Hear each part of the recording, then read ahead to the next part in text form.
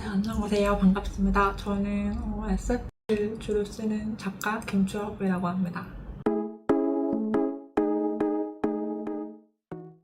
오늘 시민인드 컨퍼런스의 주제인 경계, 그 경계라는 주제에 대해서 처음으로 이야기를 나누려고 하는데 긴장되고 또 제가 하려는 얘기가 소설 영역에서 오다 보니까 어떤 공통점들이 있을까 고민이 많이 했지만 또 열심히 얘기를 나눠보도록 하겠습니다.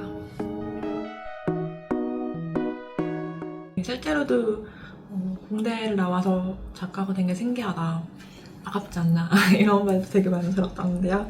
사실은 이제 저는 처음에 과학을 좋아하게 된 계기 자체가 과학에 대한 책을 읽고 좋아하게 된 거였는데, 그러다 보니까 과학 공부를 할 때도 과학적 지식이 만들어지는 과정과 그 과정에서의 어떤 과학자들의 마음, 그리고 내가 이 지식을 탐구하는 과정, 이런 거에 되게 의미를 많이 부여했었어요.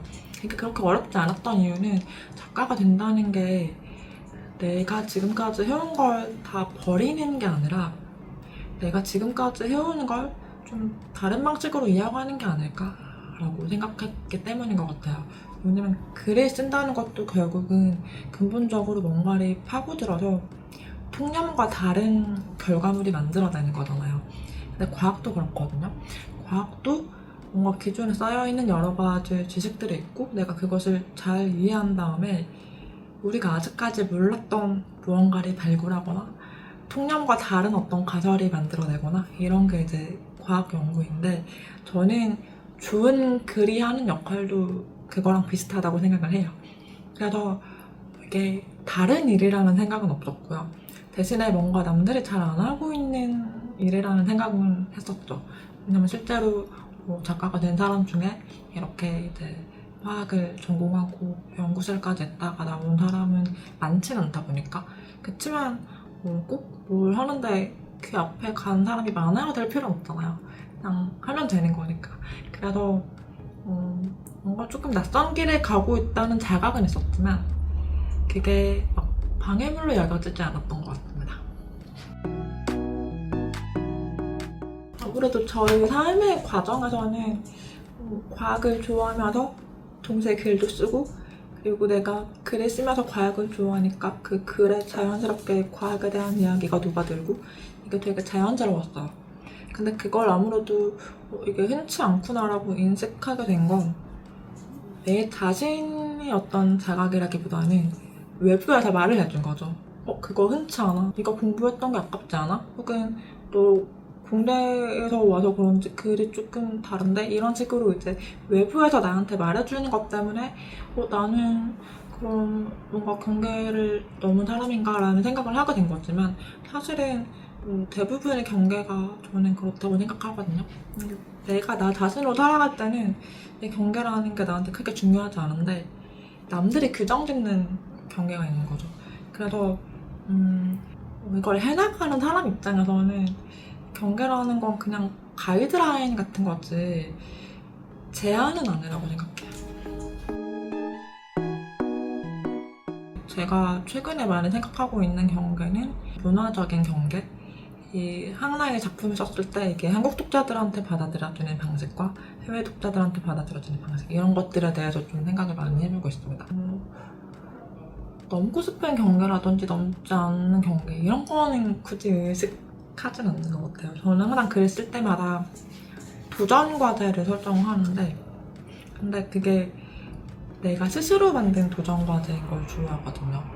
남들이 저에게 너 이제 장편 써야 돼, 앞으로 이런 주제 다뤄야 돼, 이런 것보다는 내가 내 글을 가지고 곰곰이 생각을 해봤을 때 나 앞으로 안 해봤던 이런 걸 해보고 싶어, 이런 식으로 과제를 부여하는 걸 좋아하다 보니까 넘어야 할 경계에 대해서는 그렇게까지 생각하진 않는 편이에요. 제가 아까 이제 경계라는 게 나의 안에서 관찰되기보다는 보통 외부에서 조건 지어지는 것 같다라는 말을 했는데요. 사실 뭔가를 계속 범주화하려는 건 어떻게 보면 좀 인간의 본성이거든요. 우리는 되게 뇌를 많이 안 쓰고 싶어 하고 에너지를 아끼고 싶어 하는데, 그렇게 하려면 내가 바라보는 모든 것들을 그냥 이분법 안에 가두면 되게 편해요. 어떤 사람을 봤을 때 남자야 여자야, 남자면 이렇게 행동할 거야, 여자면 이렇게 행동할 거야, 이 사람은 노인이야, 이 사람은 아이야, 이렇게 딱 분류를 해버리면 편하잖아요. 에너지가 덜 드니까. 근데 문제는 이런 방식의 범주화가 나에게는 편하지만 실제 인간에게 맞지 않다라는 게 이제 문제가 되겠죠. 그래서 저는 이야기를 쓸 때 그 범주를 막 헷갈리게 하는 얘기를 되게 좋아하는 것 같아요. 예를 들면 슈브다니는 어떤 로봇이 인간이 되기로 해서 인간이 되었지만 사실은 마음에 안 들 수도 있지 않을까? 이런 식으로 이제 계속 그걸 뒤흔들어보는 얘기를 쓰다 보면 결국 우리가 살아가면서 이 많은 것들이 범주화하고 전부 분류해서 묶어버리는 게 인간이 어쩔 수 없는 본능이라고는 하지만 분명한 한계가 있구나라는 걸 우리가 이야기를 통해서 조금 더 잘 알 수 있게 되지 않을까, 그런 생각이 담겨 있는 것 같습니다. 저는 이제 과학을 좋아하다 보니까 과학이 우리에게 주는 되게 재밌는 관점 중 하나가 엄청난 줌아웃과 줌인이에요. 그러니까 우리 인간이 살아가는 그런 공간, 시간은 어느 정도 한정되어 있다 보니까 진짜 인간의 관점만으로 살아가다 보면 우리가 이 정도의 스케일에 갇히잖아요. 근데 과학을 하면 정말 작은 입자, 미생물, 바이러스 이런 것도 들여다볼 수 있고 그 완전 큰 것들, 그러니까 인간은 정말 아무것도 아닌 먼지조차 되지 못하는 그런 스케일로도 세계를 바라볼 수가 있어요. 근데 이렇게 인간을 작게도 보고 크게도 보다 보면 뭐랄까 우리가 경험하는 많은 문화적인 것들, 고통, 슬픔 이런 게 약간은 작게 느껴질 때가 있는 거죠. 그걸 이제 이야기로 체험하게 하니까 되게 재밌거든요. 그래서 그런 얘기를 많이 쓰는 것 같습니다. 작품을 매번 쓸 때마다 새로운 주제나 새로운 도전 과제를 만들어보는 것 같아요. 그래서 이제 가장 최근 작품의 경우는 제가 쓸 때 현실과 허구, 그러니까 픽션과 현실, 그 경계를 어떻게 좀 허물어 볼 수 있을까? 그런 생각을 하면서 썼던 작품이 있었고, 지금 쓰고 있는 작품에 이제 인물이 두 명이 주인공이에요. 근데 각각 과학의 세계와 어떤 신앙의 세계를 대변하거든요. 근데 종교라는 것도 사실은 우리가 한국에 있다 보면 종교의 자유가 되게 보장되는 나라다 보니까 아무렇게나 바꿀 수 있는 거 아니야 라고 생각할 수 있겠지만, 제가 해외에 있는 걸 좋아해서 해외 체류를 하다 보면 이 사람들한테는 종교라는 게 그냥 자기가 타고난 정체성 같은 거구나 이렇게 느낄 때가 되게 많아요. 그래서 그게 어떻게 보면 자기가 각각 속해 있는 신념 체계이고 보통 태어나서 죽을 때까지 안 변해요. 근데 그럼 이 체계 안에서 어떻게 다른 세계를 받아들일 수 있을까? 이런 고민을 하면서 또 이야기를 쓰고 있거든요. 그러니까 말하다 보니까 이것도 어떻게 보면 경계에 대한 얘기인 것 같은데 그렇게 좀 넘나드는 얘기가 재밌어요. 네, 문학의 장점 중 하나는 포용성이 넓다는 거예요. 이게 무슨 뜻이냐면 읽는 사람이 자신만의 해석으로 이야기를 읽을 수 있기 때문에 작가의 의도, 작가의 가치관과 내가 갖고 있는 게 맞지 않아도 이 이야기를 재밌게 읽을 수 있고 심지어 받아들일 수 있어요. 그렇기 때문에 문학의 한계와 가능성이 다 여기서 나오는데, 문학은 어떤 사람들에게 폭넓게 받아들여질 수 있지만 동시에 그 사람들의 생각을 못 바꿀 수도 있어요. 그렇지만 또 그렇게라도 한번 닿는 게 문학의 의미라고도 생각을 하거든요. 그래서 그렇게 오독될 만한 가능성에 대해서는 그냥 재밌게, 흥미롭게 바라보고 있습니다. 이건 이제 굉장히 폭이 넓은 질문이잖아요. 그래서 지금은 어떤 전략이랄까? 다가가는 방식에 대해서 이제 좁혀서 얘기를 해보면요. 제가 작가가 되면서 엄청나게 많이 훈련한 것 중 하나가 독자에게 어떻게 다가갈 것인가였는데요. 이것은 이제 제가 소설을 쓰기 전부터 많이 흘러났던 것 중 하나인데, 사람들은 내가 하는 말에 관심이 없어요. 내가 관심 있는 게 상대한테는 전혀 중요한 게 아니에요. 이걸 되게 인정하고 시작해야 뭔가 일이든 글쓰기든 프로젝트든 할 수가 있거든요. 그래서 나한테는 이 과학의 세계, 미생물의 세계 이게 너무너무 재밌고 흥미롭고 나의 전부인데 상대한테는 아닌 거예요. 이걸 내가 받아들이지 않으면 그냥 시작이 안 돼요. 그래서 그게 어떻게 보면 지금은 단순히 관심사의 얘기라고 할 수 있겠지만 이게 또 정체성의 문제가 되면 어떤 사람한테는 난민 문제가 너무 중요하고 어떤 사람한테는 성소수자 문제가 너무 중요한데 이 사람들이 서로 왜 내 문제는 중요하게 생각을 안 하냐 라고만 하면 또 이야기가 전개가 안 되겠죠.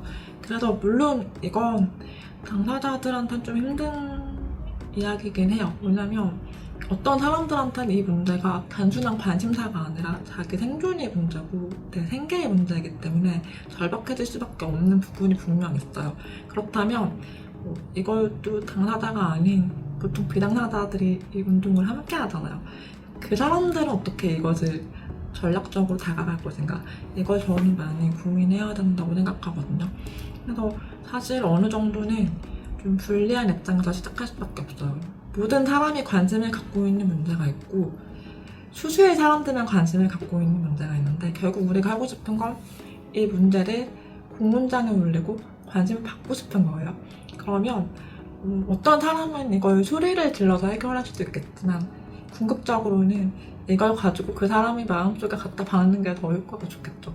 그럼 결국 저는 이게 작가가 할 수 있는 일 중 하나라고 생각하고 이걸 어떻게 보면 훈련을 해야 돼요.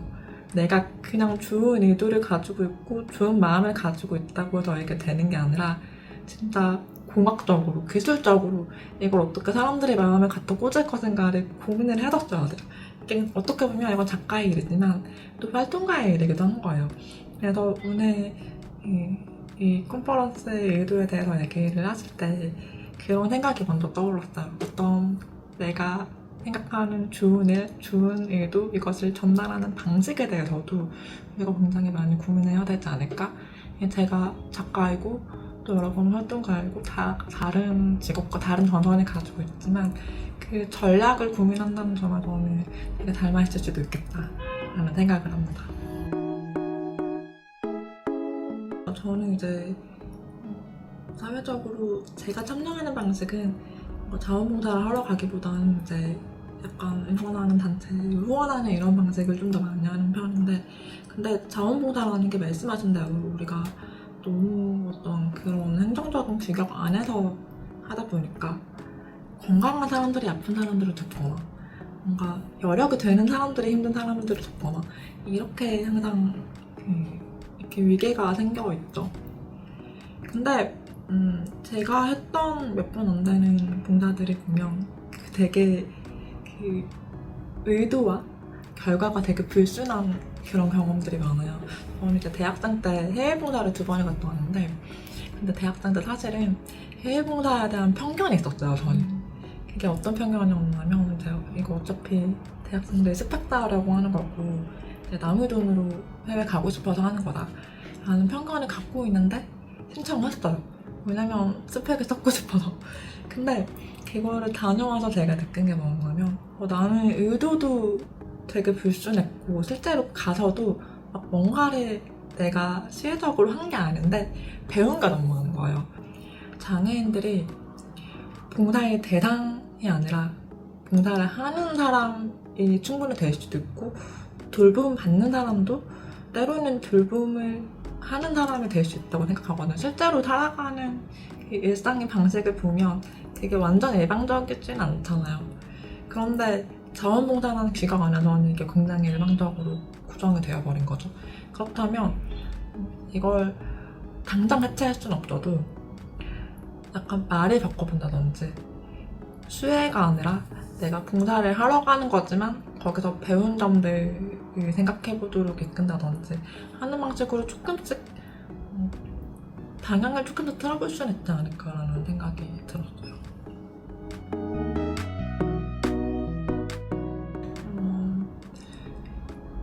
SF를 쓰는 작가다 보니까 우리가 평소에 생각할 일이 없는 인간과 비인간의 경계를 한번 넘나들어 보시면 어떨까 그런 제안을 드려보겠습니다.